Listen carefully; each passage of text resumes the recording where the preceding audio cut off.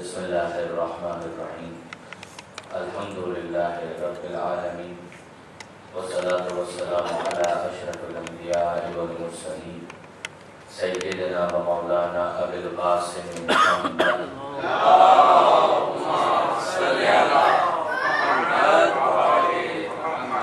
واہل بیتہ الطیبین الطاہرین المعصومین المظلومین المنتجبین المنتخبین الميامین لا سيما على الإمام المنتظر والحجة الثاني عشر واللعنة الدائمة الباقية على أعدائهم أجمعين من يوم ظلمهم إلى قيام يوم الدين.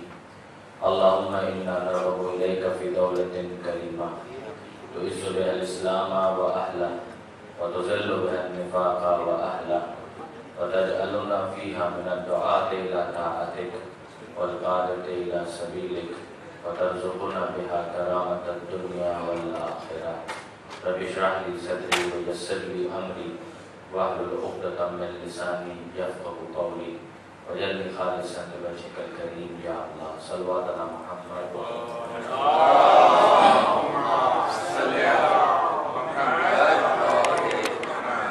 أما بعد فقد قال الله سبحانه وتعالى في القرآن الحكيم بسم الله الرحمن الرحيم أينما تكونوا يدرككم الموت ولو كنتم في بروج مشيدة. صلوات على محمد وآل محمد. صل على محمد وآل محمد.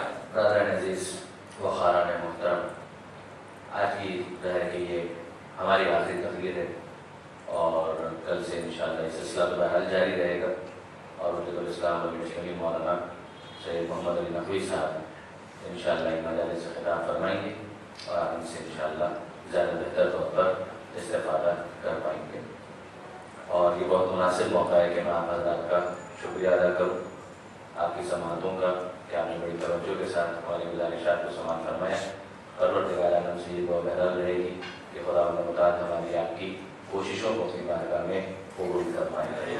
یہ بھی موقع ہے کہ میں منتظمین کا بھی شکریہ ادا کروں کہ جنہوں نے یہ موقع دیا کہ آپ حضرات کی زیارت بھی ہو سکے اور اس خدمت اللہ کا معذر موقع جن کے وسیلے سے ملا وہ بھی ظاہر ہے کہ ہمارے شکریہ کے مستحق ہیں. پروردگار عالم منتظمین کی توفیقات میں انشاءاللہ اضافہ فرمائے اور اسی طرح سے فرش ادا کی خدمت کرتے رہنے کی توفیق عطا فرمائے. درود دیجیے گا محمد و آل محمد.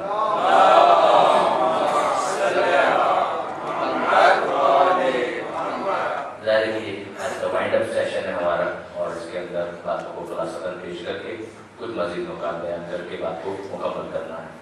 جو آیت سرنامہ کلام میں تلاوت کرنے کا شرف حاصل کیا گیا، ہم نے کوشش کی کہ اسی آیت کے حوالے سے اور جو موضوع منتخب کیا گیا ہے اسی حوالے سے گزارشات کو مرتب پیش کرنے کی کوشش کی ہے، سوائے دو تقاریر کے جو ایک آٹھویں امام کی شہادت کے حوالے سے تھی اور ایک جو کل شب اربعین کی مناسبت سے تھی.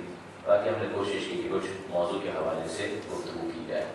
ارشاد پروردگار ہے کہ اینما تکونوا یدرککم الموت ولو کنتم فی بروج مشیدہ، کہ تم کہیں پر بھی چلے جاؤ اس حقیقت کو جان لو کہ موت بہرحال وہاں پر بھی آ جائے گی. ولو کنتم، اگر تم بروج مشیدہ مضبوط قلعوں میں پناہ لینے کی کوشش کرو وہاں پر بھی موت کے مقابلے میں تمہیں پناہ نہیں ملے گی.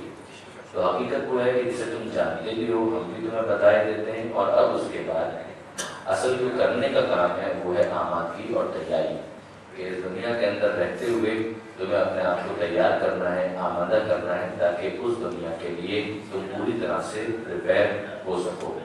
جس طرح سے انٹرنس ٹیسٹ کی تیاری کی جاتی ہے، جس طرح سے داخلے کے امتحان کی تیاری کی جاتی ہے، وہ تیاری ہو تو پھر اس کے بعد جب امتحان کا موقع آتا ہے تو پھر کسی قسم کی زحمت نہیں ہوتی ہے اور پھر اس امتحان میں کامیابی کے بعد جو اگلے مراحل ہیں کہ جہاں پر اسے جانا ہوتا ہے اس گیٹ کے ذریعے سے، اس دروازے کے ذریعے سے، تو پھر اس کے لیے وہ پوری طرح سے پریپیئر ہوتا ہے طالب علم، وہ اسٹوڈنٹ پوری طرح سے آمادہ ہوتا ہے. ہم دیکھتے ہیں کہ اسلامک لٹریچر کے اندر اس حوالے سے بہت کچھ بیان کیا گیا، جس سے کہ حقیقت وہ ہے کہ جس کا سامنا تو سب کو کرنا ہے. تو کل نفس ذائقۃ الموت، ہر انسان نے، ہر ذی نے موت کا ذائقہ تو بہرحال چکھنا ہے. لہٰذا ہم دیکھتے ہیں کہ کبھی انبیاء کے مکالموں کے ذریعے سے، کبھی تمثیلات کے ذریعے سے، کبھی ایک انداز، کبھی دوسرا انداز، کبھی ایک حکایت، کبھی دوسری حکایت، کبھی ایک واقعہ، کبھی دوسرا واقعہ معصومین بیان کرتے ہیں، قرآن مجید کے اندر اسے بیان کیا جاتا ہے اور اس حقیقت سے زیادہ قریب کرنے کی کوشش کی جاتی ہے۔ مثلا میرے ذہن میں آتا ہے کہ بحر الانوار میں علامہ مجلسی نے یہ نقل کیا۔ اب دیکھیے انبیاء، ان کی یہ گفتگو خصوصیت کے ساتھ آج جو میں حضرت ابراہیم علیہ السلام کا یہ مکالمہ آپ کی خدمت میں پیش کرنے لگا ہوں، اور اس کے بعد جناب یعقوب علیہ السلام کا ایک اور ڈسکشن، ایک کنورسیشن ہے میں پیش کروں گا، یہ ظاہر کے تعلیم مسئلہ کے لیے، تاکہ انسان کم سے کم انبیاء کی زبانی اور اس مکالمے کے ذریعے سے اس پیغام کو سمجھ سکے۔ مثلا حضرت ابراہیم علیہ السلام کے حوالے سے ہی ملتا ہے کہ جب پروردگار عالم نے ملک الموت کو کہا کہ جاؤ اور جا کر ابراہیم کی روح کو قبض کر کے لے آؤ، تو حضرت ابراہیم علیہ السلام جو خلیل خدا ہیں، خلیل کا مطلب یہ ہوتا ہے دوست، تو حضرت ابراہیم علیہ السلام نے اس موقع پر، میں پھر عرض کر رہا ہوں کہ یہ مسئلے کو سمجھانے کے لیے، تاکہ یہ چیز جب بعد میں دوسروں کے سامنے کوٹ ہو تو ان کے لیے سمجھنا آسان ہو جائے، کہ حضرت ابراہیم علیہ السلام سے جب ملک الموت نے کہا کہ نبی خدا چلیے اب آپ کا وقت آخر ہے، موت کا وقت ہے اور آپ کی روح قبض کرنے کے لیے مجھے حکم دیا گیا ہے، تو اس موقع پر حضرت ابراہیم علیہ السلام نے کہا کہ اے ملک الموت جاؤ اور جا کر خدا سے یہ کہو کہ کیا کوئی دوست کو موت بھی دیتا ہے، کیا دوست بھی دوست کو موت دیتا ہے، یعنی تم مجھے موت دینے آئے ہو اور خدا کی طرف سے دینے آئے ہو، تو کیا کوئی دوست کو موت دیتا ہے؟ حضرت ابراہیم علیہ السلام کے یہ تبصرہ سن کر اب ملک الموت کا یہ مزاج نہیں ہے کہ وہ واپس جائے اور پھر آئے اور پھر واپس سے یہ پیغام رسانی کے لیے ڈاکیے کا کام تو نہیں کر رہا ہے ملک الموت۔ حضرت ابراہیم علیہ السلام نے جملہ کہا، وہ ہچکچاہٹ کے عالم میں ملک پریشان ہو گیا، فرشتہ ہے ملک پریشان ہو گیا، ٹھیک ہے بہرحال دوست کی بات ہے، دوست تک پہنچانی ہے، تو حضرت ابراہیم علیہ السلام کا یہ جملہ لے کر ملک الموت واپس پہنچے پروردگار عالم کے پاس، یعنی جہاں سے ان کو انسٹرکشن ملتی تھی۔ حضرت اسرائیل ملک الموت فرشتہ خدا تو ہر جگہ موجود ہے، مگر ایک سسٹم میں ایک ڈسپلن تو ہے کہ یہاں سے انسٹرکشنز ملیں گی اور یہاں پر بات ہوگی۔ حضرت موسیٰ علیہ السلام کوئی دور پر رہیں گے اور خدا سے بات کریں گے، خدا تو ہر جگہ موجود ہے مگر کوئی دور پر جا کر خدا سے بات کرتے ہیں، تو یہ پروردگار عالم نے وسیلے کا سسٹم تو ہر جگہ رکھا ہوا ہے کہ ہر جگہ خدا موجود ہے، مگر موسیٰ کو بات کرنی ہے تو دور پر آنا پڑے گا، اور فرشتے کو اگر ہدایت دینی ہے تو عرش کے پاس آنا پڑے گا۔ یہ ایک سسٹم ہے، یہ ایک نظام ہے، یہ ایک ڈسپلن ہے۔ تو ملک الموت آئے ابراہیم علیہ السلام کے پاس، آپ کی موت کا وقت ہے، تب چلا کیا موت دوست کو بھی کوئی موت دیتا ہے؟ پروردگار نے یہ حکم کیسے دیا؟ جاؤ اور جا کر خدا سے پوچھو۔ فرشتہ آگے اور پروردگار عالم کے سامنے یہ تبصرہ رکھا کہ ابراہیم تو یہ کہہ رہے ہیں کہ وہ تو آپ کے دوست ہیں، اور دوست کو موت کیسے دے سکتا ہے؟ اب پروردگار عالم نے جو جواب دیا وہ بڑا انٹرسٹنگ ہے۔ ملک الموت سے کہا کہ جاؤ اور جا کر ابراہیم سے کہو کہ کیا دوست سے ملاقات سے انکار بھی کرتا ہے؟ یعنی موت کو فنا سمجھو تو غلط ہے، لیکن موت کو اگر ملاقات پروردگار سمجھو تو پھر دوست سے ملاقات سے کبھی انکار نہیں کرتا۔ اور اب جب ملک الموت نے یہ تبصرہ، یہ پروردگار عالم کا کامنٹ ابراہیم کے سامنے پیش کیا تو راضی خوشی ابراہیم نے کہا کہ ہاں اگر ملاقات کی بات ہے تو کب میں نے انکار کیا ہے، چلو میں چلنے کے لیے آمادہ اور تیار ہو، اور وہ چلے۔ جناب یعقوب علیہ السلام، یہ ابراہیم علیہ السلام، یہ سیکوینس میرے نوجوان دوستوں کے ذہن میں رہے۔ ابراہیم علیہ السلام ایک بیٹے اسماعیل، ایک بیٹے اسحاق علیہ السلام، اور یہ اسحاق علیہ السلام انہی کے بیٹے جناب یعقوب علیہ السلام، اور انہی جناب یعقوب علیہ السلام کا نام ہے اسرائیل، اور انہی کے اولاد کو کہا گیا بنی اسرائیل، اور لفظ اسرائیل کا مطلب ہے عبداللہ، یعنی اللہ کا بندہ۔ نام برا نہیں ہے اسرائیل، کلمہ تو حق مراد باطل، کہ نام برا نہیں ہے، نام اچھا ہے۔ تو مولا کا جو قاتل تھا عبد الرحمن ابن ملجم، اس کا بھی نام برا نہیں تھا، عبد الرحمن نام اچھا ہے، نام برا نہیں ہے۔ نام کہاں برے ہوتے ہیں عام طور پر؟ مثلا اگر آپ دیکھیں متوکل عباسی، تو متوکل ہے اللہ پر توکل کرنے والا، وہ کیسا توکل کرنے والا؟ جو اللہ کا نمائندہ ہے اسی کو قتل کر دیا، مگر متوکل نام کی تک تو ہے۔ اسی طرح سے 11ویں امام کو شہید کرنے والا معتمد اللہ، اللہ پر اعتماد کرنے والا، یہ اللہ پر اعتماد کرنے والا ہے۔ نام کی حد تک، نام کی حد تک، نام ایک انٹینشن کا اظہار ہوتا ہے کہ ہم اس کو ایسا دیکھنا چاہتے ہیں، اسی لیے ماں باپ کی ذمہ داری ہے کہ وہ اپنے اولاد کا نام اچھا رکھیں۔ تو نام اچھا رکھیں کس انٹینشن کے ساتھ؟ اسی انٹینشن کے ساتھ کہ یہ نام ہم رکھ رہے ہیں، توقع کرتے ہیں کہ یہ بچہ ایسا ہی ہوگا، پھر نالائق بھی نکل سکتا ہے، یخرج الحی من المیت ویخرج بالمیت من الحی، بالاصل ہوتا ہے کہ زندہ سے مردہ اور مردہ سے زندہ. ولی کے گھر میں شیطان بھی آ جاتا ہے اور شیطان کے گھر میں ولی بھی آ جاتا ہے. جیسا نوح کی مثال بھی ہمارے سامنے اور یزید کے بیٹے کی مثال بھی ہمارے سامنے موجود ہے. ویسے تو کئی کیسز ہیں. اب یہ جناب یعقوب علیہ السلام جو نسل ابراہیم علیہ السلام سے، جو میں نے عرض کیا اسرائیل کا نام عبداللہ، اسرائیل کا مطلب یعنی اللہ کا بندہ. بعض میں سے اللہ کی قوت بھی کہا، اللہ کا بندہ، اللہ کی قوت. اور پھر ان کی نسل ہی میں جناب یوسف علیہ السلام انہی کے بیٹے ہیں. یہ بنی اسرائیل یہاں سے شروع ہوگا اور پھر ظاہر ہے وہ مصر میں آباد ہو، بالکل الگ ٹاپک ہو جائے گا اور وہ ہمارا موضوع نہیں ہے، لہٰذا اس کی طرف جا بھی نہیں رہے. مگر وہ ابراہیم علیہ السلام اس مکالمے کے ذریعے سے ایک میسج ہم تک پہنچا. دوسرا مکالمہ جناب یعقوب علیہ السلام کا، اور یہ بڑا انٹرسٹنگ ہے. میں اپنے الفاظ میں عرض کر رہا ہوں کہ جناب یعقوب علیہ السلام مالک الموت. اب ظاہر ہے دیکھیے آپ اپنے دوستوں سے، اپنے فرینڈ سرکل میں جس طرح سے گفتگو کرتے ہیں، نبی خدا کو تو حق ہے کہ وہ فرشتے سے اس اسٹائل میں بات کر سکتا ہے، آپ اور میں نہیں کر سکیں گے. مگر ظاہر ہے کہ نبی خدا وہ تو اس انداز سے بات کر سکتا ہے. جناب یعقوب علیہ السلام ملک الموت ملاقات کے لیے آئے. یعنی اچھا نہیں لگ رہا کہ میں کہوں کہ چائے پر ملنے کے لیے آئے، مطلب ملنے کے لیے آئے. گفتگو کی حضرت یعقوب علیہ السلام سے، اور حضرت یعقوب علیہ السلام نے ملک الموت سے یہ بات کہی کہ اے اسرائیل، دیکھو تم ہر ایک کے پاس جاتے ہو تو بتائے بغیر جاتے ہو، انفارم تو کرتے نہیں ہو، بس بن بلائے مہمان کی طرح ٹپک پڑتے ہو، ایک بالکل انوانٹیڈ گیسٹ کی طرح سے بس آ جاتے ہو. تو بتا کے تم آتے نہیں ہو. ہاں چلو تمہارا وقت آ گیا، روح قبض کر لی، اس کے پاس چلے گئے، چلو روح قبض کر لی، اس کے پاس چلے گئے، روح قبض کر لی. مگر ظاہر ہے کہ اب میرے پاس جب تم آؤ تو اتنا پریولیج تو مجھے ملنا چاہیے. میں پھر کہہ رہا ہوں الفاظ میرے ہیں. اب آپ یہ نہ کہیں کہ حدیث کے اندر بھی ڈھونڈ کے لائیں گے پریولیج کا لفظ نہیں ہے، یہ الفاظ میرے ہیں، میں مطلب سمجھانے کی کوشش کر رہا ہوں. کہ حضرت یعقوب علیہ السلام نے کہا کہ بھائی یہ اتنا پریولیج تو ہمارا ہونا چاہیے کہ ہمارے پاس جب تم آؤ تو ایٹ لیسٹ انفارم کر کے آؤ، پہلے بتا دینا. اچھا ملک الموت بھی نظر کس موڈ میں تھے کہ انہوں نے وعدہ کر لیا کہ ہاں نبی خدا ہر ایک کو تو نہیں بتاتے، لیکن آپ کے پاس جب آؤں گا تو میں آپ کو بتا کر آؤں گا. اچھا دیکھیے یہ وعدہ ہو گیا، مگر وہ وعدہ ہی کیا جو وفا ہو جائے. تو حضرت یعقوب علیہ السلام اب مطمئن ہے کہ جب بھی ملک الموت آئیں گے میرے پاس کم سے کم بتا کر آئیں گے. اور اچانک آ گئے، سال ہاں سال گزر گئے اور اچانک آ گئے. کہا کہ آئیے نبی خدا آج آپ کی باری، آپ کی روح قبض کرنے کا موقع آ گیا ہے. اب جناب یعقوب علیہ السلام حیرت سے ملک الموت کو دیکھ رہے ہیں کہ یہ بھی پالیٹیشین، سیاستدان ہو گیا ہے، لیڈر ہو گیا ہے، کیا ہو گیا. وعدہ کیا اور وعدہ بھول گیا.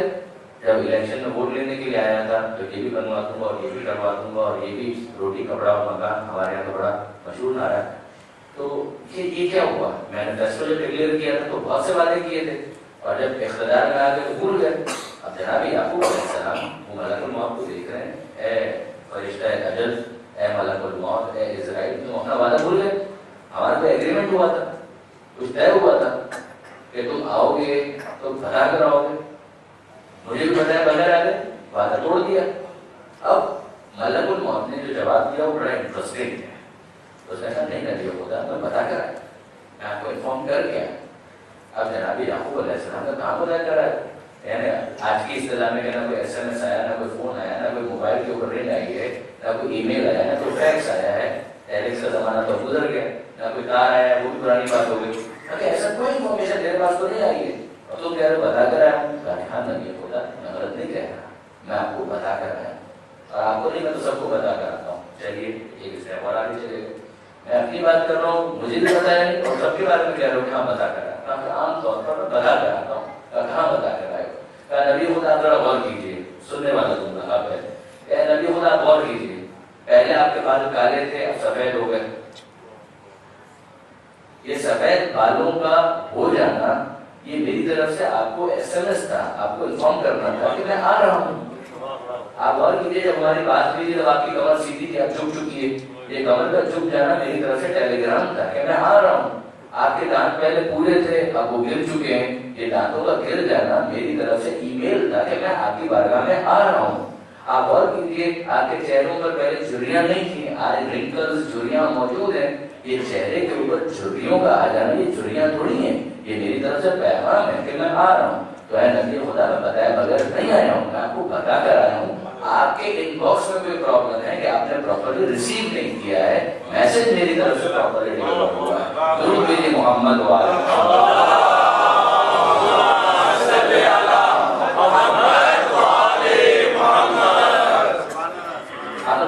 دیکھیے یہ جیسے نبیوں کے مقابلے حقیقت وہی ہے، اس کو مختلف انداز سے بیان کیا جا رہا ہے۔ اب آئیے نماز کے اندر ہم 2 سجدے کرتے ہیں، اس کو بھی اسی میسج کے ساتھ جوڑا گیا۔ غالباً علل الشرائع میں شیخ صدوق نے اس بات کو نقل کیا، یا بہرحال کسی حدیث کی کتاب میں یہ ہے، حوالہ اس وقت مکمل طور پر میرے ذہن میں نہیں ہے، مگر روایت بالکل 101% کتابوں کے اندر موجود ہے کہ چھٹے امام جعفر صادق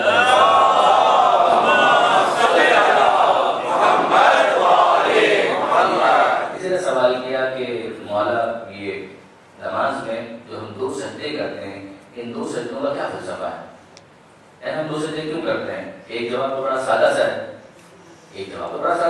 حکم خدا ہے 2 سجدے کرنے کا، ہم 2 سجدے کرتے ہیں۔ اگر خدا کہتا 20 سجدے کرو 20 سجدے کرتے ہیں، اگر خدا کہتا کہ 30 سجدے کرو 30 کرتے ہیں، ایک کا حکم دیتا ہم ایک کرتے ہیں۔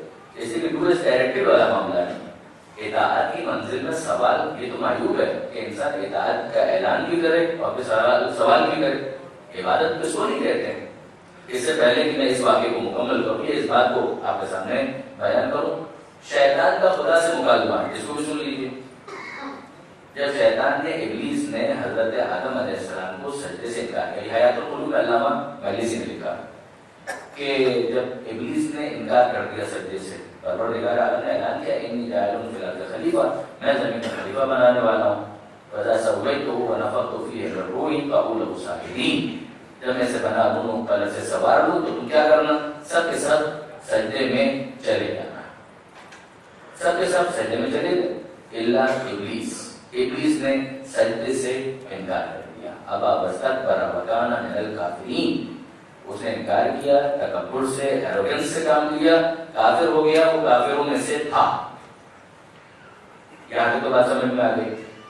قرآن مجید نے اس واقعے کو بیان کیا، اس کی ڈیٹیلز قصص الانبیاء کے اندر جو میں نے کہا حیات القلوب میں بیان کی، اور اس میں یہ ہے کہ ابلیس نے ایک ڈیل آفر کی، ایک ڈیل، آپ سمجھیں ڈیل اس کو کہتے ہیں، کوئی 2 نمبری کوئی کرنا اس طرح سے کہ انڈر دا ٹیبل کوئی معاملہ طے ہو جائے۔ اب پروردگار عالم کے ساتھ ڈیل کرنے کی کوشش کر رہا ہے کون؟ ابلیس۔ اور کیا اس نے ڈیل کرنے کی کوشش کی؟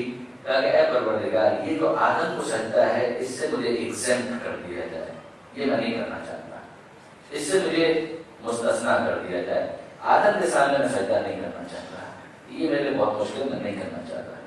پھر اس کے بعد میں ایک آفر تیرے سامنے رکھتا ہوں، اور وہ کیا ہے؟ اے پروردگار یہ آدم کو سجدہ جو کرنا ہے وہ مجھے ایگزمپٹ کر دے، اس کے بعد ہر جگہ یعنی کائنات کی کوئی جگہ ایسی نہیں ہوگی کہ جہاں میں اپنی پیشانی رکھ کے اپنے عابد ہونے اور تیرے معبود ہونے کا اعلان نہ کر دوں۔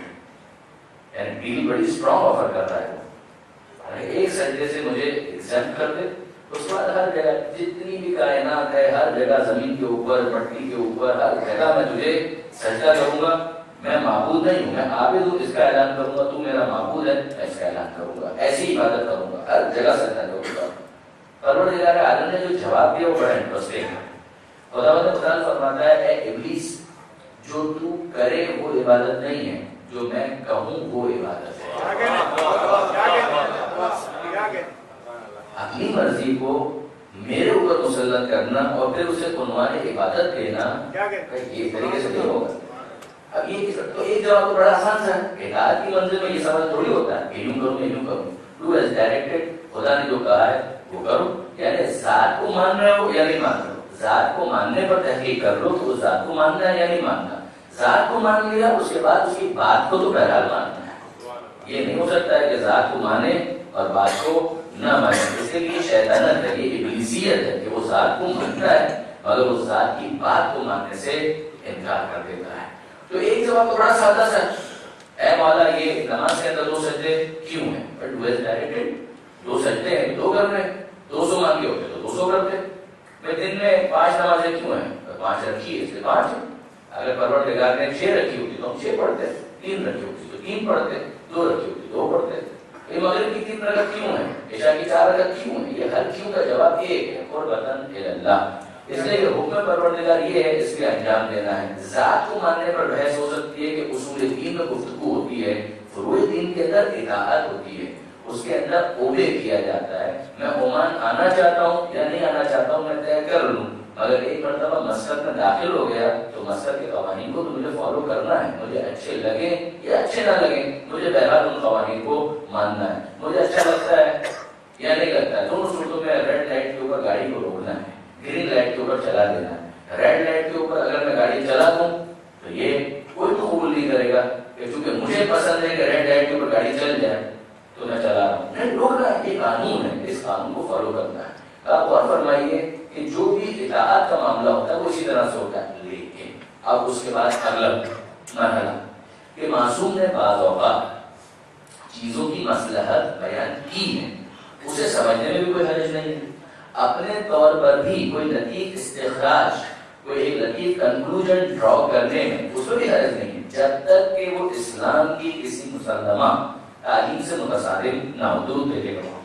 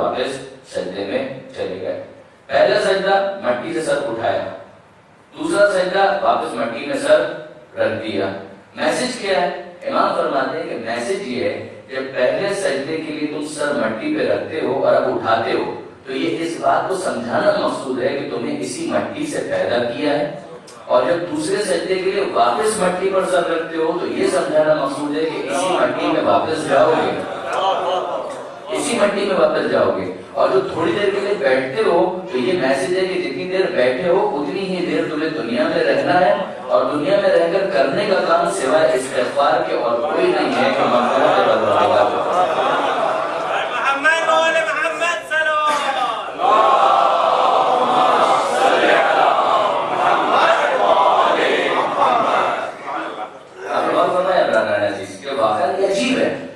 قرآن مجید کی آیت بھی ہمیں نظر آتی ہے، منہا خلقناکم وفیہا نعیدکم ومنہا نخرجکم تارۃ اخری.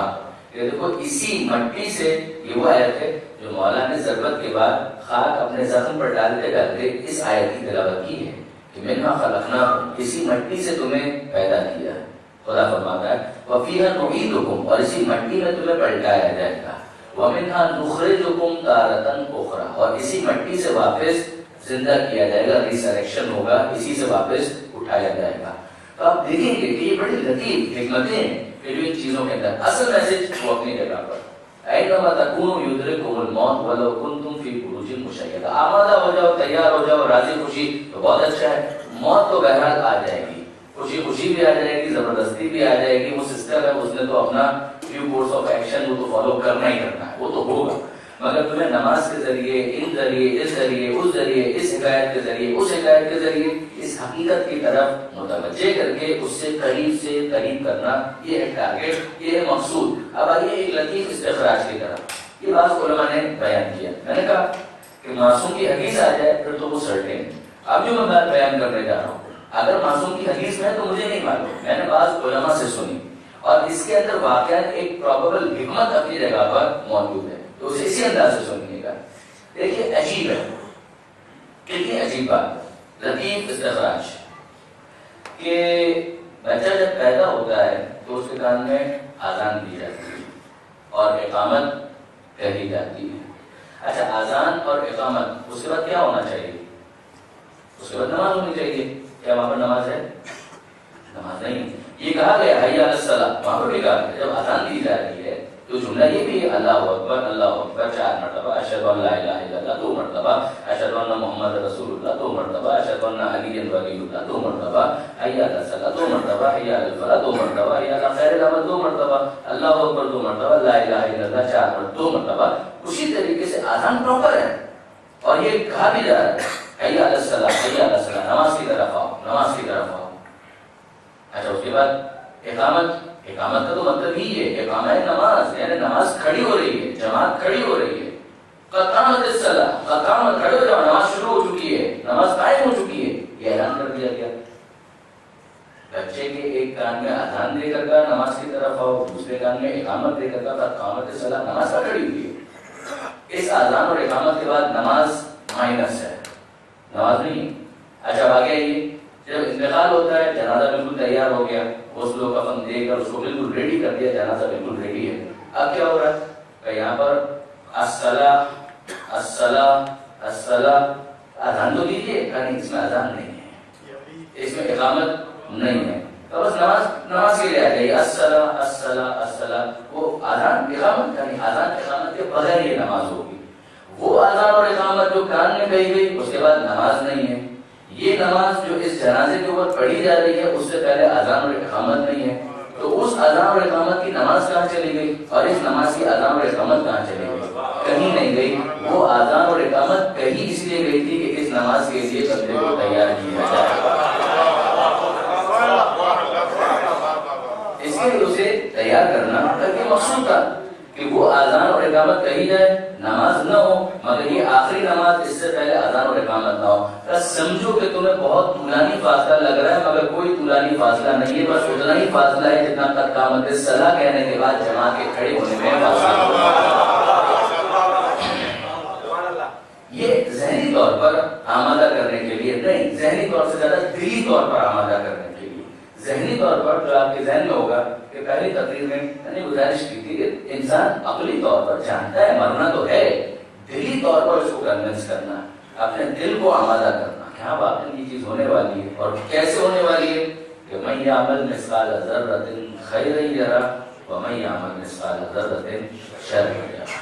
سورہ زلزال قرآن مجید کا 99واں سورہ اور بہت مشہور سورہ، بہت مشہور آیت کہ مَن يَعْمَلْ مِثْقَالَ ذَرَّةٍ خَيْرًا يَرَهُ۔ دیکھو وہ آغاز، یہ انجام، درمیان میں اعمال و عقائد کا پورا سلسلہ اس یقین کے ساتھ کہ اگر ذرہ برابر کوئی خیر کیا ہے اسے بھی اپنی نگاہوں سے دیکھو گے۔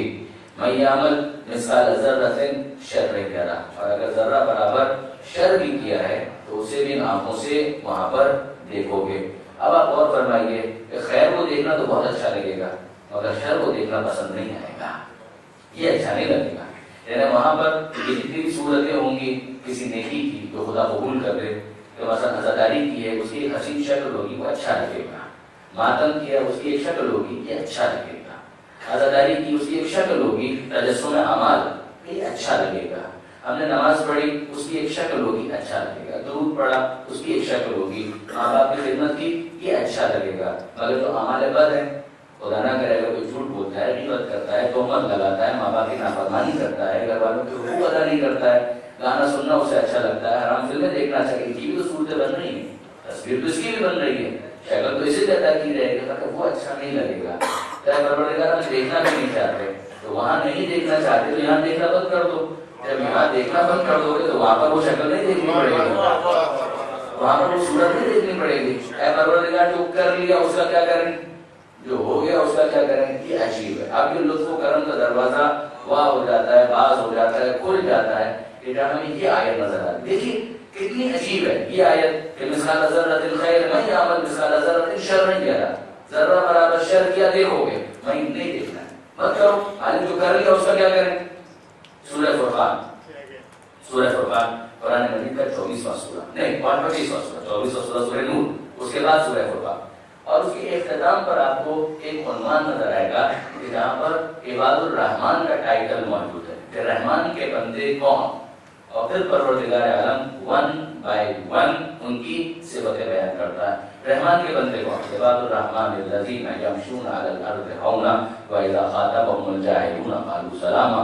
رحمان کے بندے وہ ہیں کہ جو یمشون علی الارض ہونا، زمین پر چلتے ہیں تو ان کی چال میں تکبر نہیں ہوتا ہے، تواضع، انکساری، پیر پٹک پٹک کے نہیں چلتے۔ وہ جو سورہ بنی اسرائیل کے اندر بھی کہا کہ لا تمشوا فی الارض مرحا، دیکھو زمین پر پاؤں پٹک پٹک کے کیا ہی چل رہے ہو، کہ اپنے اوقات میں رہو، اپنے جامے میں رہو، اپنی حیثیت کو پہچانو، نہ تم پہاڑ کے برابر ہو سکتے ہو نہ زمین کو پھاڑ سکتے ہو، تمہیں کیا ضرورت ہے، اپنے اوقات میں چلو، تواضع ہو، انکساری ہو، اس طرح سے چلو۔ وَإِذَا خَاطَبَهُمُ الْجَاهِلُونَ قَالُوا سَلَامًا، جاہلوں سے گفتگو کرتے ہیں تو سلامتی کا پیغام دے کر آگے بڑھ جاتے ہیں، ان کو سکھاتے ہیں جو سیکھنا چاہتے ہیں، مگر ایسا جاہل جو سکھانا چاہے اس پر اپنا وقت ضائع کرنا یہ بیکار ہے، تو اسے سلامتی کا پیغام دو کہ تم سلامت رہو، تم خوش رہو، پھر وہ آگے بڑھ جاتے ہیں۔ وَالَّذِينَ يَبِيتُونَ لِرَبِّهِمْ سُجَّدًا وَقِيَامًا، اور یہ رحمان کے بندے وہ ہیں کہ جو راتوں کو اس طرح سے گزارتے ہیں کہ کبھی سجدے میں ہیں، کبھی قیام کی حالت میں ہیں، اور اس کے بعد یہ سلسلہ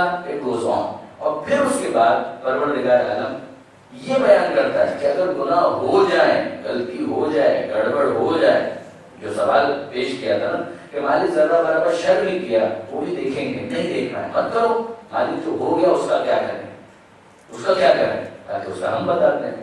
مالک جو ہو گیا اس کو نہیں دیکھنا چاہتے، جو گڑبڑ ہو گئی ہے اس کو کسی طریقے سے ریکٹیفائی کرنا چاہتے ہیں، کوئی ریمیڈی، کوئی سولوشن، کوئی علاج، کوئی کیور، کسی طریقے سے اس مسئلے کو حل کیا جائے۔ اب یہ سننے والا جملہ ہے، پروردگار اعلیٰ فرماتا ہے الا من تاب وآمن وعمل عملا صالحا، ہاں اگر کوئی توبہ کر لے، اصول کیا ہے کہ اگر ذرا برابر شر کیا وہ بھی دیکھے گا، لیکن الا من تاب وآمن وعمل عملا صالحا، دیکھو جو توبہ کر لے، پلٹ آئے، اور توبہ کا مطلب ہی ہے پلٹ آئے، باز گشت، ہاں جو پلٹ آئے، الا من تاب وآمن، تجدید ایمان بھی کرے، وعمل عملا صالحا، اور پھر اعمال صالحہ کو شروع کر دے، فاولئک یبدل اللہ سیئاتہم حسنات، تو یہ وہ لوگ ہیں کہ جن کے نامہ اعمال میں کیے گئے گناہوں کو مٹا کر ان کی جگہ پر نیکیوں کو لکھ دیا جائے گا۔ یہ اسے لطف و کرم کے پروردگار کے سوا آپ کیا نام دیں گے، اسے کیا نام دیں؟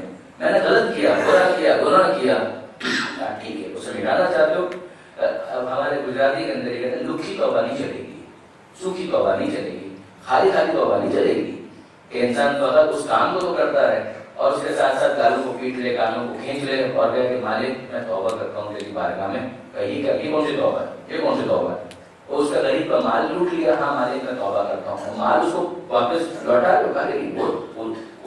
اس کو اگنور کرتے اور پھر میں توبہ کرتا ہوں. نمازیں میں نے چھوڑ دی تھی، مالک میں توبہ کرتا ہوں. اچھا وہ قضا تو کرو گے نا؟ کہا کہ نہیں مالک وہ قضا ہوتا ہے، چھوڑ مجھے کیا ضرورت ہے ان نمازوں کی. وہ روزے رہ گئے کہ مالک میں توبہ کرتا ہوں، آئندہ تو رکھو گے وہ پچھلے روزے قضا کفارہ. کہا کہ نہیں مالک وہ اس کا تجھے کیا ضرورت ہے، تجھے کیا حاجت ہے؟ حاجت تو اسے کسی چیز کی نہیں ہے، مگر جو نظام اس نے بنایا ہے اس میں رہ کر اگر انسان توبہ کرنا چاہتا ہے تو صرف توبہ کے الفاظ کہنے سے کام نہیں چلے گا، بلکہ توبہ کی اسپرٹ کو بھی اسے اپنی روح کے اندر نافذ کرنا پڑے گا. ورنہ آپ یقین ہے توبہ ہو حر کی طرح توبہ ہو حر کی طرح توبہ کہ توبہ بھی ہے اور پھر جان کا نذرانہ بھی ہے، اپنے بیٹے کی قربانی بھی ہے. تو یہ توبہ تو واقعی جینون توبہ ہے کہ جہاں پر لعنت اللہ سے انسان رحمت اللہ بن جاتا ہے، واقعی رحمت خدا کا مزاج بن جاتا ہے، اس کا حامل بن جاتا ہے. وہ توبہ تو توبہ ہے. ورنہ ان لوگوں نے بھی ظاہر تو آ کر حضور بھائی کی تھی جنہوں نے فدق چھین لیا تھا. وہ آئے جناب سیدہ کے پاس مولا کی ذریعے سے کہ ہم فاطمہ سے بات کرنا چاہتے ہیں، ہم سے ناراض ہیں. مولا لے آئے تاکہ تھوڑا اور ایکسپوز ہو جائیں. نوک کیا، درب الباب کیا، فاطمہ میں ابو الحسن کا آپ کا گھر تشریف لائیے. کہا کہ نہیں میرے ساتھ یہ بھی ہیں، یہ دونوں بھی ہیں. اور جناب سے کہا میں ان سے کوئی بات نہیں کرنا چاہتی، میں ان سے کوئی گفتگو نہیں کرنا چاہتی. یعنی واقعاً ایک انسان اس کی بدبختی میں اور کیا شک ہو سکتا ہے کہ جسے جناب سیدہ قابل گفتگو بھی نہیں سمجھتی ہیں. اور اس موقع پہ المار کے اندر تفصیل موجود ہے کہ اس موقع پر جب انہوں نے کہا کہ نہیں ہم آپ سے، مولا نے کہا کہ فاطمہ میں نے ان سے یہ کہا تھا کہ میں ملاقات کرا دوں گا، آپ سے بات کرا دوں گا، اگر آپ نے کہا ہے تو ٹھیک ہے. یہ اندر آ گئے اور اب اس کے بعد آپ ہم سے راضی ہو جائیے، آپ ہم سے ناراض ہیں. اچھا وہ فدق آپ لوٹا رہے ہیں؟ نہیں وہ تو نہیں لوٹا رہے. اچھا وہ خلافت کے حوالے سے آپ شرمندہ ہیں تو اس ختم معاملہ، آپ ہٹ رہے ہیں، اعلان کر رہے ہیں کہ ہم نے غلط کر دیا. نہیں وہ تو کچھ نہیں، بس آپ راضی ہو جائیں.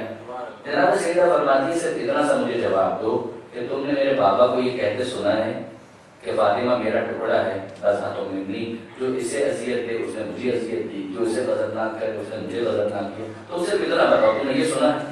اگر ہم نے یہ سنا ہے تو میں خدا کو گواہ کر کے کہتی ہوں کہ تم دونوں نے مجھے غضبناک کیا، تم دونوں نے مجھے اذیت دی اور ہر نماز کے بعد تمہارے لیے بددعا کرتی رہوں گی.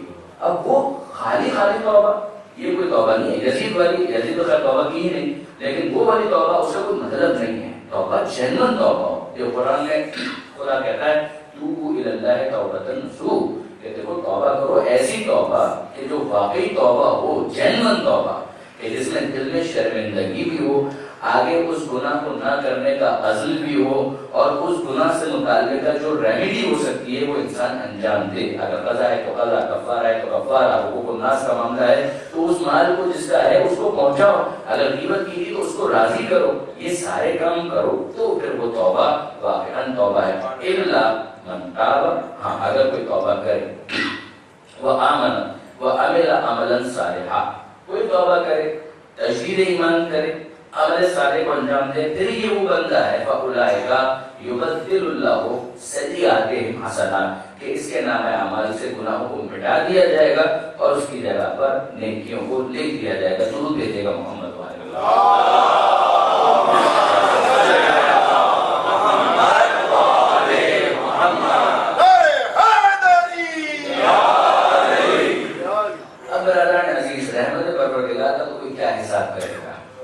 کوئی کیا حساب کر سکتا ہے. یعنی یہ طے ہے کہ اگر کوئی توبہ کر کے خدا سے قریب ہونا چاہے تو خدا اسے بہرحال اپنے سے قریب کرنا چاہتا ہے.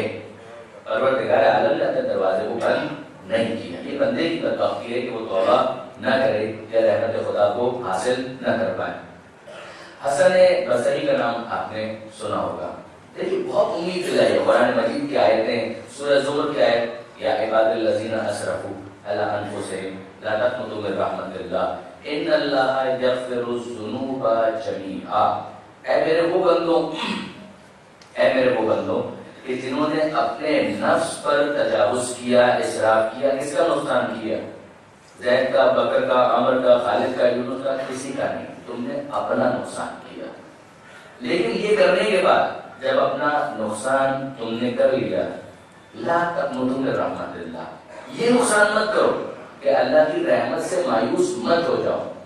ان اللہ یغفر الذنوب جميعا، اللہ تمہارے تمام گناہوں کی مغفرت کے لیے تیار ہے۔ تم مغفرت کروانے کے لیے تیار ہو؟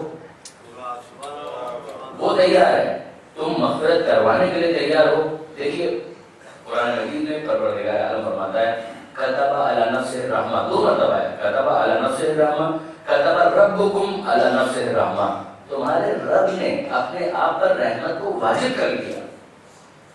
کس کی مجال ہے کہ خدا کے اوپر کسی چیز کو واجب کرے؟ آپ میں کچھ کر سکتے ہیں؟ نہیں، وہ ہم پر بہت کچھ واجب کر سکتا ہے۔ کتب علیکم الصیام، تم پر روزہ واجب کر دیا گیا۔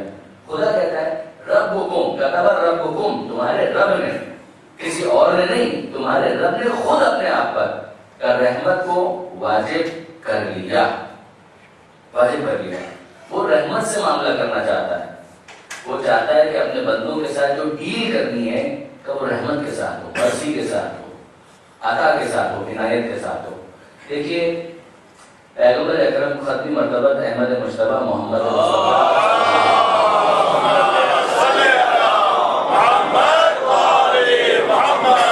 تفسیر نمونہ کے اندر سورہ فاتحہ کے ذیل میں ہی جہاں رحمانیت اور رحیمیت کا ڈسکشن ہے، وہیں پر آپ کی حدیث مل جائے گی، پہلی جلد میں مل جائے گی کہ پیغمبر اکرم نے اپنے صحابہ کرام کو مخاطب کر کے یہ ارشاد فرمایا کہ رحمت خدا کے 100 حصے تھے۔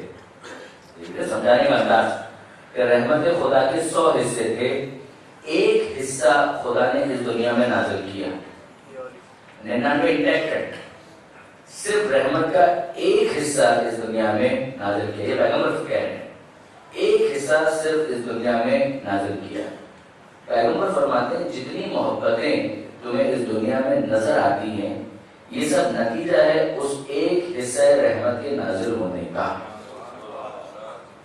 جو خدا نے ایک حصہ رحمت نازل کیا، یعنی اب مثالیں آپ بنائیے، ماں اپنی اولاد سے محبت کرتی ہے، ضرب المثل ہے ماں کی محبت اپنی اولاد کے لیے، کہ یہ نتیجہ ہے اس ایک حصہ رحمت کا۔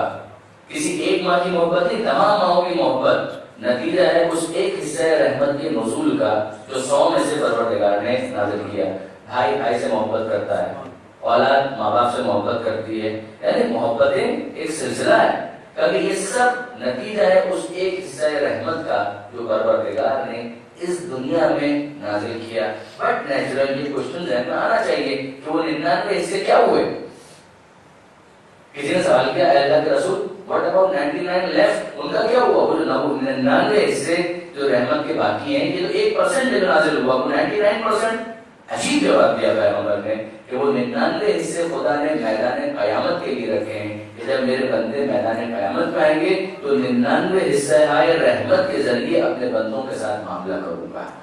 اصول کیا ہے؟ اصول یہ ہے کہ خدا معاف کرنا چاہتا ہے، اصول یہ ہے کہ خدا مغفرت کرنا چاہتا ہے۔ کوئی خود فرعون بن جائے، قارون بن جائے، یہ اس کا اپنا فیصلہ ہے، ورنہ پروردگار اپنے بندوں سے ماں سے زیادہ محبت کرتا ہے۔ کیا ماں ایسے ہی اپنی اولاد کو ڈال سکتی ہے؟ ڈال سکتی ہے جہنم کے اندر آگ میں، دنیا کی آگ میں ماں نہیں ڈال سکتی۔ پروردگار عالم اپنے بندوں کو جہنم کی آگ میں کیوں ڈالے گا؟ سوائے اس کے کہ کوئی واقعاً فرعون، قارون، یزید یا یزیدی بننا چاہے، یہ غلط بات ہے، ورنہ اصول یہ ہے کہ خدا معاف کرنا چاہتا ہے۔ میں حسن بصری والا مکالمہ عرض کرتا ہوں، مگر ذرا تحقیقات مشترک جو مفاتیح الجنان کے اندر ہے، ذرا ان کے الفاظ پر غور کریں۔ ایک طالب علم کی حیثیت سے مجھے بہت پسند ہے، معصوم کی دعائیں تو ویسے ہی اپیلنگ، اٹریکٹیو، اس کے اندر بڑی جاذبیت ہے، لیکن خصوصیت کے ساتھ بعض جملے کبھی کبھی دل پر لگ جاتے ہیں۔ ذرا دیکھیے، یہ تحقیقات مشترک کے الفاظ ہیں جو اب میں آپ کے سامنے عرض کرنے جا رہا ہوں۔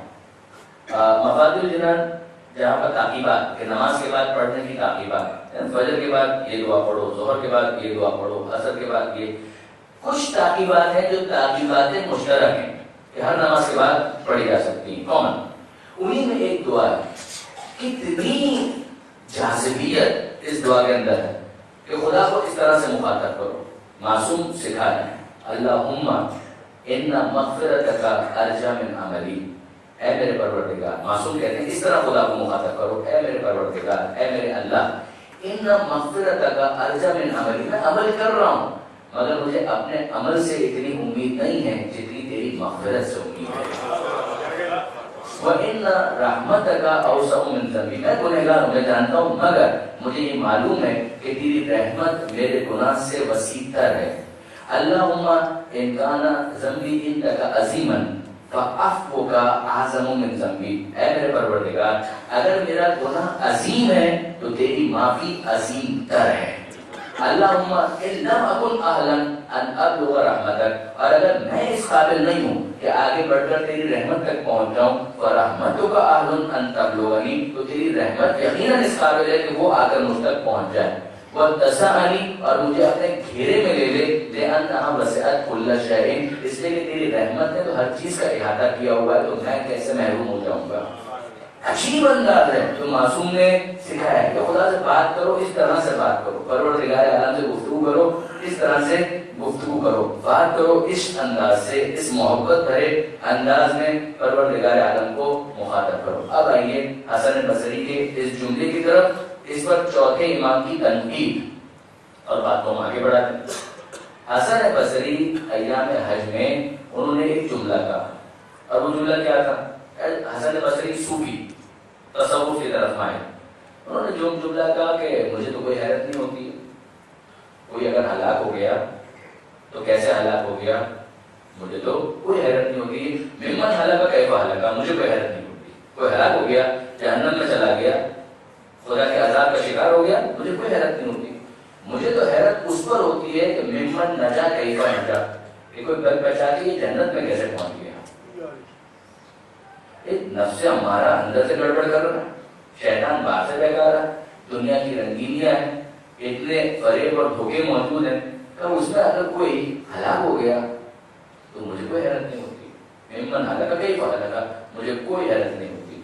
مجھے تو حیرت اس بات پر ہوتی ہے اتنے فریب کے بعد، نفس کے بعد، شیطان کے بعد، ممن نجا کیف نجا، کہ اگر کوئی بچ بچا کے جنت میں پہنچ گیا، یہ کون سی پتلی گلی اس کو مل گئی کہ جنت میں پہنچ گیا.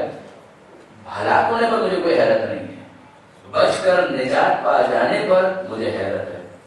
چوتھے امام کے سامنے جب یہ تبصرہ پیش کیا کہ حسن بصری نے یہ کہا ہے، تو چوتھے امام نے یہ نہیں کہا کہ ویری ویل سیڈ، بہت اچھی بات کی، زبردست بات کی. نہیں، امام نے اس کو کرٹیسائز کیا. امام نے کہا نہیں، حسن بصری نے صحیح نہیں کہا. میں اس کی جگہ یہ کہتا ہوں کہ مجھے کوئی حیرت نہیں ہوتی، بالکل حیرت نہیں ہوتی کہ ممن نجا کیفا نجا، کہ اگر کوئی نجات پا گیا تو کیسے نجات پا گیا، مجھے کوئی حیرت نہیں ہوتی. مجھے حیرت اس بدبخت پہ ہوتی ہے کہ جو ہلاک ہو گیا تو کیسے ہلاک ہو گیا. نفس کا بہکانا اپنی جگہ، شیطان کے وسوسے اپنی جگہ، دنیا کی دل فریبی اپنی جگہ، رنگینی اپنی جگہ، مگر یہ کون بدبخت ہے جو رحمت خدا کی وسعت کے باوجود جنت میں اپنے لیے جگہ حاصل کرنے میں کامیاب ہوئی. وہ کہتے مجھے کوئی حیرت نہیں، اگر کوئی جنت میں چلا گیا جانا ہی چاہیے اسے، ذرا سی کوشش کرے جنت میں جانا چاہیے اسے، کیوں نہیں گیا وہ.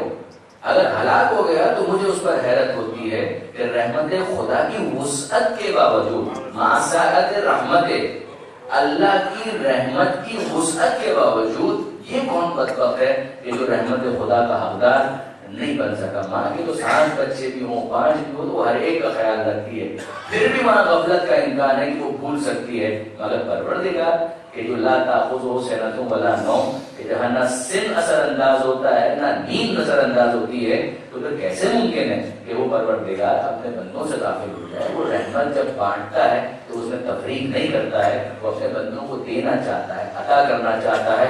کوئی اپنے آپ کو جب تک زبردستی محروم نہ کرنا چاہے وہ اس رحمت خاصہ سے محروم نہیں ہو سکتا. درود بھیجے گا محمد و آل محمد.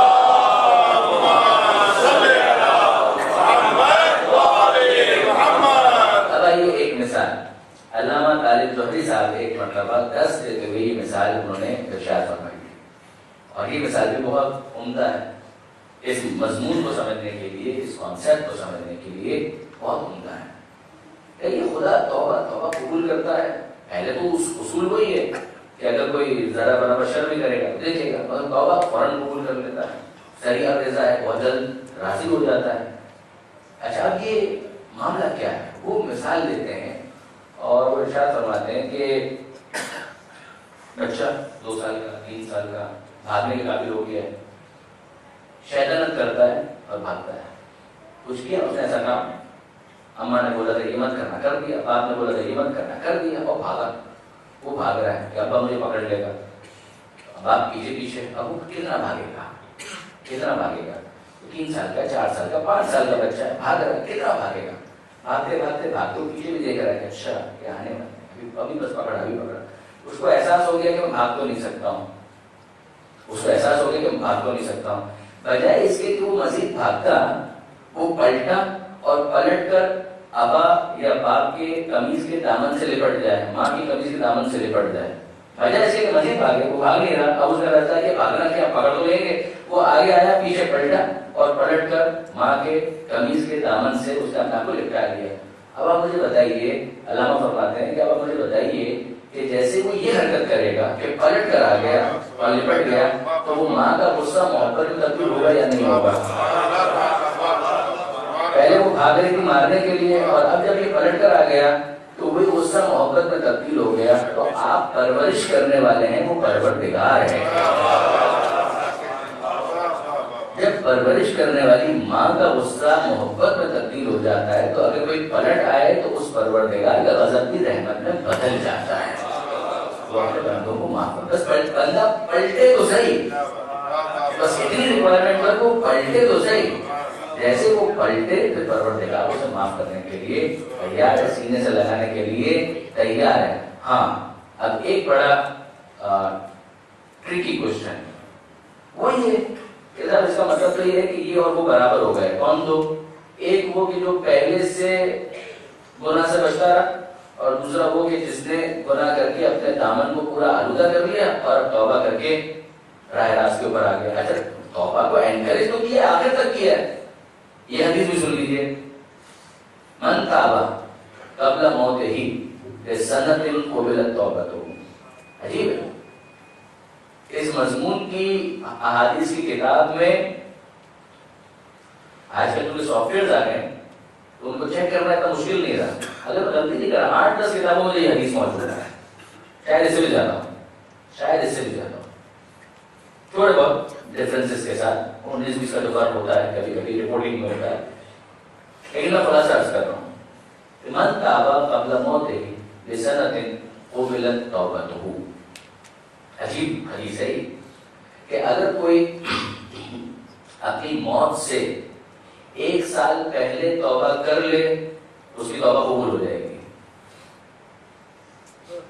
من تاب قبل موتہ بسنۃ قبلت توبتہ، اگر اپنے مرنے سے 1 سال پہلے بھی وہ توبہ کر لے تو توبہ اس کی قبول کر لی جائے گی، ٹھیک ہے۔ معصوم فرماتے ہیں الا ان السنہ کثیر، یہ 1 سال تو بہت زیادہ ہے۔ معصوم نے کہا الا ان السنہ کثیر، یہ 1 سال تو بہت زیادہ ہے۔ من تاب قبل موتہ بشہر قبلت توبتہ، اگر کوئی اپنے مرنے سے 1 مہینہ پہلے بھی توبہ کر لے قبلت توبتہ، اس کی توبہ بھی قبول کر لی جائے گی۔ بات یہاں پہ رکتی نہیں ہے، آپ امام فرماتے ہیں الا ان الشہر کثیر، انداز دیکھیے کہ بھائی یہ 1 مہینہ بھی بہت زیادہ ہے۔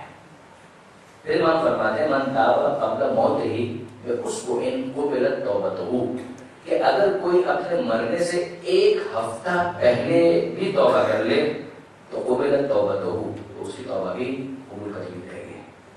پھر امام فرماتے ہیں بھائی 1 ہفتہ بھی بہت زیادہ ہے، یہ بات کہاں جا کر ٹھہرے گی؟ من تاب قبل موتہ بیوم قبلت توبتہ، اگر کوئی اپنے مرنے سے 1 دن پہلے بھی توبہ کر لے قبلت توبتہ، اس کی توبہ بھی قبول کر لی جائے گی۔ یقین کریں کہ اب بھی امام نے یہ کہا کہ الا ان الیوم کثیر، کہ یہ 1 دن بھی بہت زیادہ ہے۔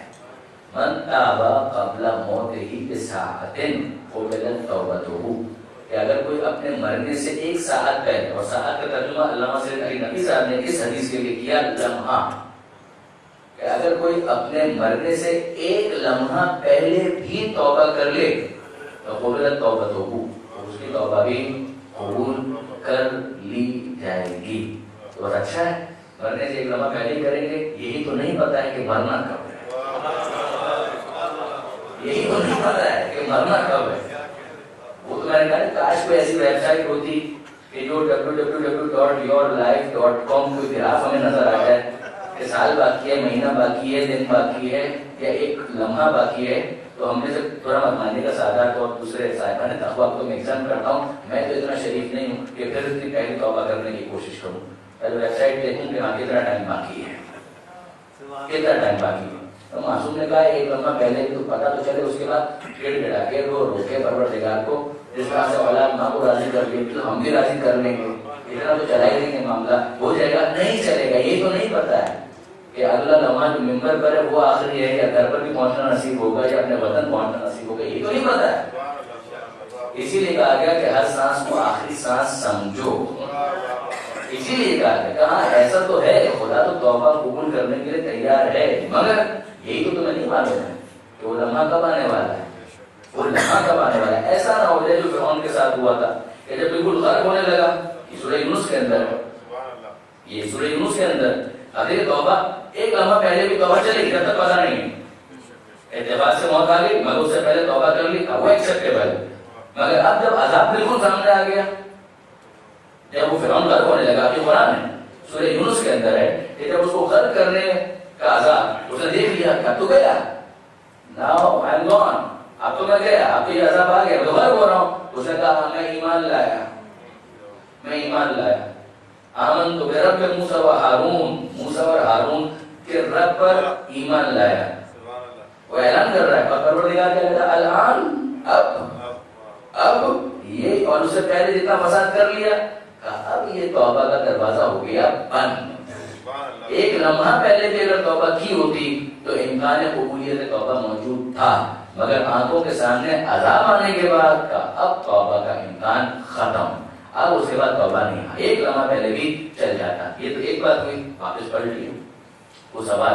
تو میں نے گزارش کیا کہ آپ اور فرمائیے کہ اگر کوئی یہ کہے کہ ٹھیک ہے صاحب مگر توبہ کے بعد جب بھی چلو ایک سال پہلے کر لی توبہ, اس نے نہیں معلوم تھا کب موت آئے گی, توبہ تو کر لی اور جنرل توبہ کر لی.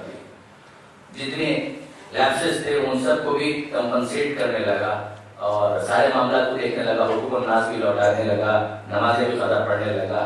دیکھا بھائی روزے میں کیا کیا گڑبڑ کی ہے وہ بھی ٹھیک کر لیا, کسی کا دل توڑا تھا معافی مانگ لی, سب کچھ یہیں پر کرنے لگا. اب یہ دونوں برابر ہو گئے. وہ کہ جو پہلے سے اپنے آپ کو بچاتا رہا اور یہ جس نے اپنے آپ کو آلودہ کیا اور اب توبہ کے سرف اور ڈٹرجنٹ سے اپنے آپ کو دھو دیا, تو دونوں برابر تو ہو گئے نا. اب یہ دونوں برابر تو ہو گئے نہیں, یہ دونوں برابر نہیں ہیں. ابھی بھی یہ دونوں برابر نہیں ہیں. وہ ہے اور یہ ہے. پاک ہو گیا ہے مگر نجس ہونے کے بعد پاک ہونا اور بات ہے, پہلے سے پاکیزہ رہنا اور بات ہے. اچھا اس چیز کو سمجھنے کے لیے میرے نوجوان دوست اگر اس مثال پر توجہ کریں, یہ بھی میرے استاد ہی نے اپنے درس میں اس مثال کو بیان کیا تھا.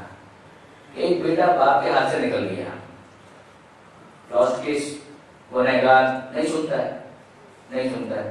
Old man you are gone crazy, you are mad, پاگل ہو گیا ہے, بوڑھا آدمی کچھ پاگل ہو گیا. جو نعوذ باللہ من ذالک, مگر یہ جو کبھی کبھی جوان جو بدتمیزی والا جو انداز اختیار کرتا ہے اپنے باپ کے بارے میں یا ماں کے بارے میں, نامناسب ہے.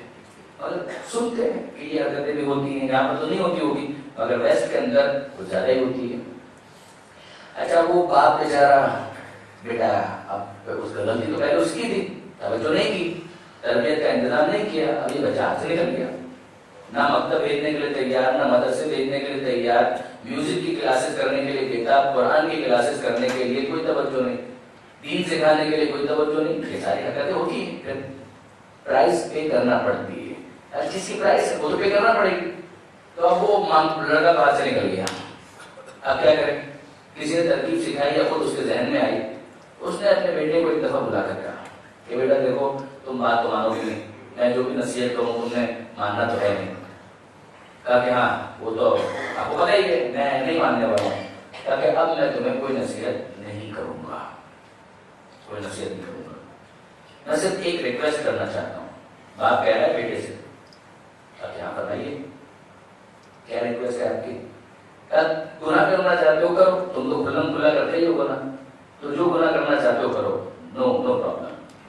مگر ایک کام کرو, جب گناہ کرو, یہ کیل ہے, یہ ہتھوڑی ہے, یہ دروازہ ہے لکڑی کا, ایک کام کرو, جب گناہ کرو کیل اٹھاؤ اور ہتھوڑی سے اسے دروازے کے اوپر فکس کر دو, ٹھوک دو. دوسرا گناہ کرو, دوسری کیل اٹھاؤ, ہتھوڑی کا استعمال دروازے کے اوپر فکس کر دو. تیسرا گناہ تیسری کیل, چوتھا گناہ چوتھی کیل, پانچواں گناہ پانچویں کیل, بس ایک اور. اچھا اس کے بعد کچھ بولو گے تو نہیں؟ میں نے کچھ بھی نہیں بولوں گا, جو کرنا ہے ٹھیک ہے, اتنا میں کر دوں گا, اتنا میں کر دوں گا. اب وہ بیٹا جو تھا اس نے یہ کرنا شروع کیا. کیا کرنا شروع کیا؟ گناہ تو کرنا ہے, غلط تو کرنا ہے, حرام سے زندگی, ایک کیل اٹھائی ٹھوک دیا. گانا سنا ہے, دوسری کیل اٹھائی ٹھوک دیا. پھر اپنے باپی کے ساتھ بدتمیزی کی, تیسری کیل اٹھائی ٹھوک دیا. کسی کو نقصان پہنچایا, چوتھی کیل اٹھائی ٹھوک دیا. کچھ دنوں کے بعد وہ دیکھ رہا ہے کہ اب تو یہاں کیل لگانے کے لیے, فکس کرنے کے لیے جگہ ہی نہیں ہے. اسے احساس ہوا کہ اچھا میں اتنا گناہ کرتا ہوں, میں اتنا گنہگار ہوں. احساس تو نہیں ہوتا ہے. تو قطرہ قطرہ بنے سمندر, little drops of water, little grains of sand make a mighty ocean, make a pleasant land. تو الٹا بھی ہوتا ہے. تو گناہ بھی تو تھوڑے ہو کر وہاں سے کہاں پہنچ گئے, وہاں کو تو پورا ہو گیا یار اتنا میں گناہ کرتا ہوں, میں تو کبھی سوچا ہی نہیں تھا. یہ تو 3 دن کے اندر تو دروازہ پورا بھر گیا, تو جگہ ہی نہیں ہے.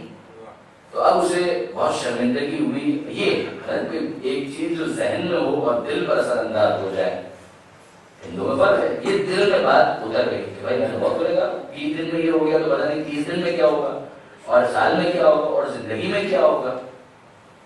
آیا باپ کے پاس شرمندہ سا, آج وہ بیٹا نہیں ہے, تبدیل ہو چکا ہے.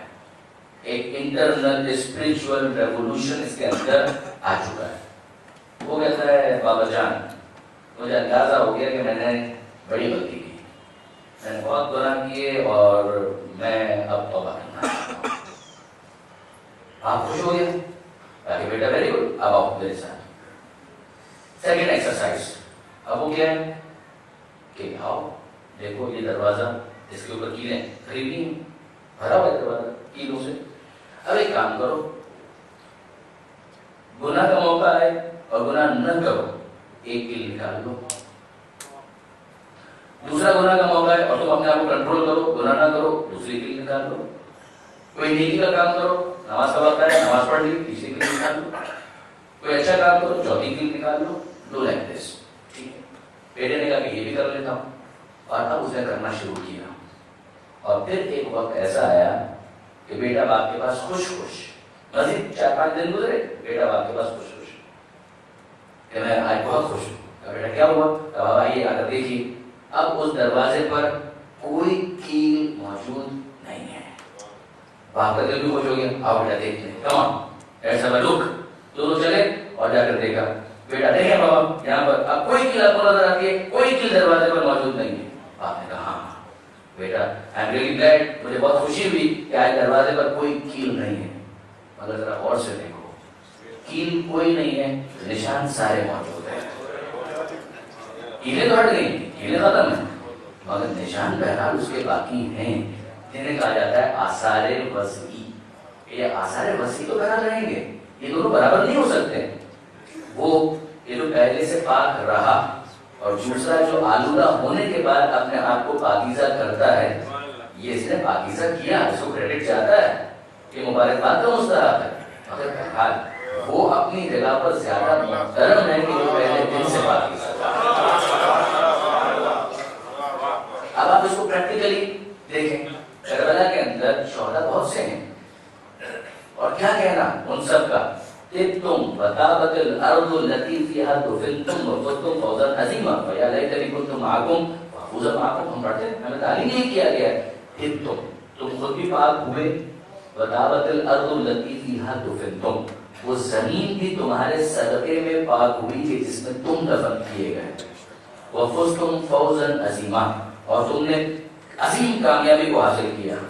فَيَا لَيْتَنِي كُنْتُ مَعَكُمْ فَأَفُوزَ مَعَكُمْ، کاش کہ میں بھی تمہارے ساتھ ان خوش نصیبوں میں شامل ہو جاتا اور اس کامیابی کو حاصل کرتا. یہ سب بہت محترم ہے. کیا سب ایک برابر ہے؟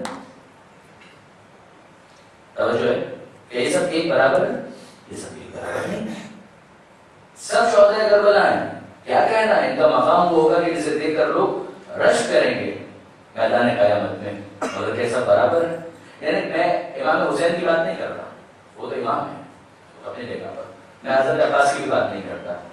مگر کیا آپ کا خیال ہے کہ حبیب ابن مظاہر اور غر یہ دونوں برابر ہیں؟ شہید کربلا حبیب بھی ہیں، شہید کربلا غر بھی ہیں. غر کی عظمت کا کیا کہنا ہے؟ مگر جو پہلے سے حسین کے ساتھ ہے اور جو بعد میں حسین کے ساتھ ہوا، یہ دونوں برابر نہیں ہو سکتے. ان دونوں کا مرتبہ ایک نہیں. اور تو فقط یہ جناب غر کی بات نہیں ہے. جناب غر ایک نمایاں کیس ہے، لیکن جناب زہیر ابن خین یہ بھی فرام ڈے ون امام کے ساتھ نہیں. یعنی یہ حسین کی نگاہ انتخاب ہے. زہیر ارلیئر امام کے اپوزٹ کیمپ میں تھے اور کربلا کے واقعے میں زہیر نے کہتے ہی طے کیا تھا کہ میں نیوٹرل رہوں گا، نہ یزید کی طرف اور نہ ہی حسین کی طرف. لہذا امام کا جب قافلہ چلا ہے، جب امام کا قافلہ موو کر رہا تھا اور امام نے حج کو عمرے سے تبدیل کیا اور مکہ سے روانہ ہوئے، زہیر اس وقت ساتھ نہیں تھے. زہیر نے حج کمپلیٹ کیا ہے اور اس کے بعد پھر چلے اور راستے میں ملاقات ہوئی امام حسین سے. اور زہیر چاہتے بھی یہ تھے کہ میری حسین سے ملاقات نہ ہو، ایسا نہ ہو کہ مجھے بلائیں اور پھر مجھے جانا پڑے. مگر حسین کی نگاہ انتخاب میں زہیر منتخب ہو چکے تھے. اور ایسے میں اب زہیر اپنی بیوی کے ساتھ بھی ہیں اور گھر کے دوسرے فیملی ممبرز بھی. قافلہ مختصر ہے لہذا تیزی کے ساتھ ٹریول کر رہے ہیں. امام حسین کا قافلہ نسبتاً بڑا ہے. آپ جانتے ہیں کہ مختلف جنکشن مختلف اسپاٹس کے اوپر منزل بنائی جاتی ہے کہ صاحب یہاں پہ کچھ دیر آرام کریں پھر آگے سفر کیا جائے گا. زہیر باقاعدہ کوشش کرتے تھے کہ وہاں پر مجھے نہ رکنا پڑے کہ جہاں پر حسین بن علی کا قافلہ ٹھہرا ہوا ہے. لہٰذا وہ باقاعدہ اہتمام کرتے تھے. ایک ایسا مقام آیا کہ جس کے بعد پھر بہت تاخیر سے کوئی اسپاٹ آتا ہے، لہٰذا وہیں پر امام حسین کا خیمہ لگاؤ، وہیں پر زہیر نے اپنا خیمہ بھی ڈالا. اور ایسے میں جب کہ یہ لوگ کھانا کھا رہے تھے، زہیر ان کی زوج کھانا کھانے والا ہاتھ میں ہے اور ایسے میں خیمے کے اوپر اطلاع دی گئی کہ کوئی موجود ہے. وہ کون ہے؟ زہیر پہچان نہیں سکے. اس موقع پر زہیر بالکل نہیں پہچان سکے. بس آنے والے نے اتنا کہا کہ میں حسین کی طرف سے پیغام لے کر آیا ہوں. زہیر کے ہاتھ میں نوالا تھا، گر گیا. اسی چیز سے تو اسی کو اوائڈ کرنا چاہ رہے تھے اور یہ منزل آ گئی. اور وہ سفیر حسین قاصد حسین جو پیغام لے کر آیا ہے، ایک جوان ہے، وہ آیا پیغام لے کر اور وہ کھڑا ہوا ہے. کہا کہ پیغام حسین یہ کہ وہ ملاقات کرنا چاہتے ہیں. یہ کوئی جواب نہیں دیتا. قاصد کہتا ہے کہ مجھے بتائیے کہ کیا آپ کا جواب ہے تاکہ میں وہ لے کر جاؤں. زہیر کی بیوی کہتی تھی، بیوی واقعا ایسا ہے کہ میں نے پچھلی کسی تقریر کے اندر گزارش کی تھی کہ یہ جو زوجہ، یہ جو ذات راہ دنیا کہ یہاں سے انسان تقویٰ کی دولت لے کر جائے، اس میں اگر معاون ثابت ہو تو کیا کہنا. اس کی بیوی کہتی ہے کہ فرزند رسول تو وہ بلا رہے ہیں، کم سے کم جاؤ اسے سنو تو صحیح وہ کیا کہہ رہے ہیں. زہیر نے کہا کہ ہاں ٹھیک ہے، میں جاؤں گا اور حسین کا پیغام سنوں گا کہ وہ کیا کہہ رہے ہیں. گئے، کچھ بات ہوئی. کیا بات ہوئی تاریخ کی کتابوں میں نہیں ہے. یعنی انٹرسٹنگ ہے کہ تاریخ کی کتابوں میں نہیں لکھا ہوا کہ اس موقع پر امام حسین نے زہیر سے کیا بات کی. مگر اتنا ہے کہ جب وہ پلٹ کر آئے تو حسین ہی ہو چکے تھے اور اپنے گھر والوں کو مخاطب کر کے یہ کہتے ہیں کہ میں نے حسین کے ساتھ قتل ہونے کا فیصلہ کر لیا ہے، شہید ہونے کا فیصلہ کر لیا ہے کہ میں حسین کی مائیت میں ساتھ دیتے ہوئے شہادت قبول کروں. میرا خود کہہ جائے میں نے قبول کر لیا ہے. پھر افسوس کے ساتھ کہتے ہیں ارے میں تو پہچان بھی نہ سکا کہ وہ پیغام لانے والا کوئی اور نہیں تھا، شبیہ رسول علی اکبر تھے. کیا کہنا ہے ان کی سعادت کے بارے میں کہ جنہوں نے امام حسین کا ساتھ دینا قبول کیا، جن کی نگاہ انتخاب جن کے اوپر امام حسین کی نگاہ انتخاب ٹھہری ہے، کیا کہنا ہے ان کا؟ مگر جو بعد میں شریک ہوئے ہیں، جو پہلے سے شریک ہیں، ان میں فرق ہے۔ بس برادران عزیز، یہ تو گفتگو کے دوران بات آ گئی، میں نے واقعہ کی خدمت پیش کر دیا، وقت بھی زیادہ ہو گیا۔ جو دوپہر کو ہماری بات پہنچی تھی کہ آل محمد کا بھی لٹا ہوا قافلہ شام سے تو نکل چکا، اور شام سے نکلتے ہوئے سکینہ سے الوداع کہی جناب زینب نے، اے بیٹی سکینہ پریشان مت ہونا، میں واپس آؤں گی ہمیشہ ہمیشہ کے لیے تیرا ساتھ دینے کے لیے۔ اور اس کے بعد یہ قافلہ جب کربلا پہنچا ہے تو پھر جناب زینب نے قبر امام حسین کے اوپر معذرت کی، اے بھیا اگرچہ میں کوفہ اور شام کو فتح کر کے آئی ہوں مگر میں تجھ سے شرمندہ ہوں کہ جو امانت تو نے میرے سپرد کی تھی میں اس امانت کو کھو کر آئی ہوں۔ وہ ننھی سی قبر زندان شام میں سکینہ کی موجود ہے، میں سکینہ کو کھو کر آئی ہوں۔ اور اب اس کے بعد کربلا سے بھی روانگی کا موقع آیا، مجھے نہیں معلوم کس دل سے ان بیویوں کو واپس جمع کیا ہے، کام تو سارے زینب نے کرتے ہیں۔ اس جگہ پر بھی یہ ایک ہفتے تک ایک ہفتے تک کربلا میں ایک قافلہ ٹھہرا رہا، ماتم کیا، گریہ کیا، عزاداری کی، زیارت کی، سب کچھ کیا۔ اور اب جب چلنے کی باری آئی ہے تو جناب زینب سب کو کہتی ہے کہ چلو اب واپس مدینہ منورہ ہم کو چلنا ہے۔ اگرچہ مدینہ پہنچنے کے بعد بیوی کی کیا کیفیت ہوئی میں عرض کرتا ہوں، لیکن عجیب ہے کہ یہاں سے جناب زینب کہتی ہے کہ چلو۔ سب کسی نہ کسی طرح سے راضی ہوئے مگر جناب رباب مادر اصغر و مادر سکینہ، یہ جناب رباب وہ کہتی ہے بیوی میں اب جا کر کیا کروں، خدا نے مجھے 2 اولادیں دی تھی، ایک بیٹا علی اصغر اور ایک بیٹی سکینہ۔ سکینہ کو شام میں چھوڑ کر آئی ہوں، یہ اصغر کے یہاں پر کربلا میں دفن ہے اور یہ میرے والد کی قبر ہے، میں یہیں پر مجاور بن کر رہنا چاہتی ہوں، میں کیا کروں گی جا کر۔ بعض علماء یہ کہتے ہیں، بعض مقابر کے اندر ہے کہ جناب رباب وہیں پر مجاور ہو گئے اور وہیں پر گریہ کرتے کرتے وہیں پر انہوں نے اپنی جان خدا کے سپرد کی۔ بات کہتے ہیں کہ نہیں واپس چلی، اور بعد میں وہ مشہور واقعات جو ان کے حوالے سے پیش آئے وہ سارے کے سارے واقعات بھی نقل ہوتے ہیں۔ اب یہ قافلہ آمادہ ہوا اور اب کربلا سے لٹا ہوا قافلہ واپس مدینہ جا رہا ہے۔ یہ قافلہ جب مدینہ کے قریب پہنچا ہے، وہ مقام عام طور پر زائرین کو دکھایا جاتا ہے کہ جہاں پر آل محمد کا قافلہ ٹھہرا تھا۔ اور جناب زینب نے کہا، اے بیٹا سجاد میں مدینہ میں داخل نہیں ہونا چاہتی، میں کس دل سے مدینہ میں داخل ہوں، میں مدینہ میں داخل نہیں ہونا چاہتی، میرا دل نہیں چاہ رہا کہ میں مدینہ میں داخل ہوں۔ سید سجاد نے اہتمام کیا، قافلے کو ٹھہرایا، کچھ دیر کے لیے وہیں پر خیمے لگائے گئے۔ ایک کرسی کے اوپر سید سجاد تشریف فرما ہوئے اور بشیر سے یہ کہا کہ اے بشیر تیرا باپ شاعر تھا، کیا تو بھی شاعر ہے؟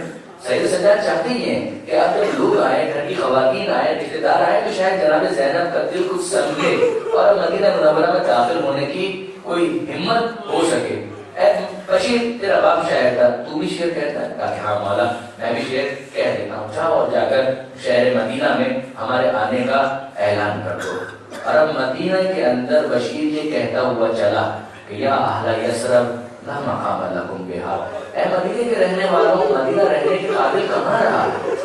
قتل الحسین و مدعی مدرارا، دیکھو جو رونق مدینہ حسین تھے وہ تو مارے گئے، اب تو خون کے آنسو بہانے کا موقع ہے، میری آنکھیں خون رو رہی ہیں، یہ مدینہ اب رہنے کے قابل نہیں رہا۔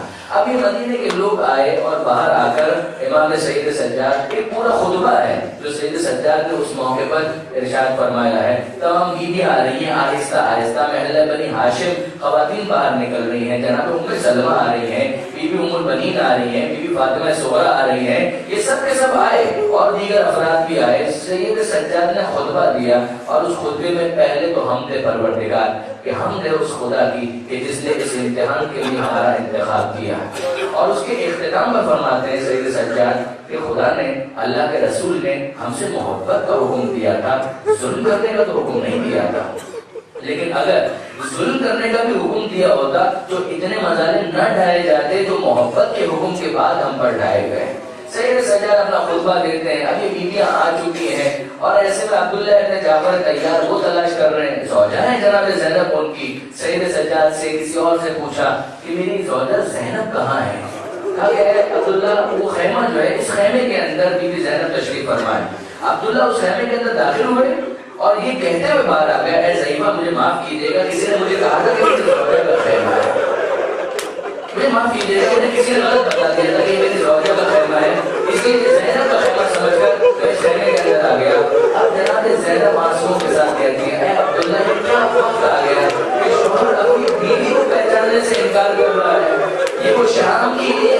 तारीख है कि जिसमें ना ठंडक से बचने का कोई एहतिमाम है, ना गर्मी से बचने का कोई इंतजाम, कि जिसके बाद अल्लाह शरद वजूहन के चेहरों के रंग तब्दील हो गए। और कैफियत ये है कि अब्दुल्ला अपनी ज़ौजा जनाब ज़ैनब को पहचान नहीं पा रहे। और उसके बाद अगला जुमला जिस पर मैं मजलिस को मुकम्मल कर रहा हूँ कि जनाब फातिमा सुहरा उस मौके पर तलाश कर रही हैं, गोदों में तलाश कर रही है, नवाब की गोद में जाकर देखती है, नजर नहीं आता है। फिर उसके बाद जनाब ज़ैनब की गोद में ढूंढती है, नहीं मिलता है। जनाब लैला की गोद में ढूंढती है, नहीं मिलता है। कोई पूछता है, बेटी फातिमा सुहरा तू क्या तलाश कर रही है? मुझे मालूम है, मुझे इतना पता चल गया, मेरा मामा मारा गया, मुझे मालूम है, मेरा भैया अली अकबर मारा गया, मुझे मालूम है, मेरा चाचा अब्बास मारा गया, मुझे मालूम है, मगर मेरा भाई अली असगर उसे तो किसी ने नहीं मारा होगा। अब मैं अपने भैया अली असगर के साथ खेलूंगी, मैं उसे अपने सीने में लगाऊंगी, मैं उससे अपना दिल बहलाऊंगी। ऐ सुहरा मुझे कैसे पता है कि जिन्होंने हुसैन में रहम न खाया वो असगर पर भी रहम खाने के लिए तैयार नहीं थे। माता में